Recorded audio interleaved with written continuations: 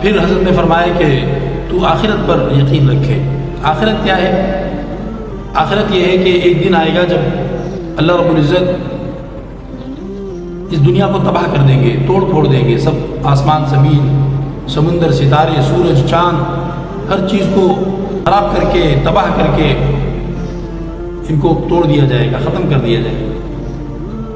اور پھر حضرت آدم علیہ السلام سے لے کر آخری انسان تک سب کو دوبارہ زندہ کیا جائے گا، اور زندہ کیے جانے کے بعد حساب کتاب ہوگا، میزان عدل قائم ہوگی، کوئی ترازو انصاف کی ترازو قائم کی جائے گی، اور اس میں لوگوں کی نیکیاں اور برائیاں ان کا وزن کیا جائے گا، ان کا وزن کیا جائے گا۔ جس کی نیکیاں زیادہ وزنی ہوں گی وہ جنت میں بھیجا جائے گا، جس کی برائیاں زیادہ وزنی ہوں گی وہ دوزخ کا حقدار ہوگا۔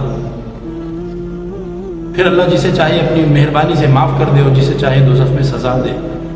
البتہ اللہ تعالیٰ نے قرآن پاک میں یہ بتا رکھا ہے کہ میں شرک کرنے والوں کو اور کفر کرنے والوں کو معاف نہیں کروں گا۔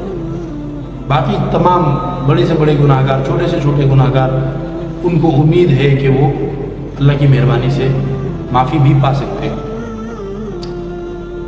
اس دن کسی پر ظلم نہیں ہوگا اور سب کے ہر عمل کا حساب ہوگا، اور تمام اولین اور آخرین انبیاء علیہ السلام، ان کی امتیں سب وہاں حاضر ہوں گے، جسے محشر یا میدان حشر کہتے ہیں۔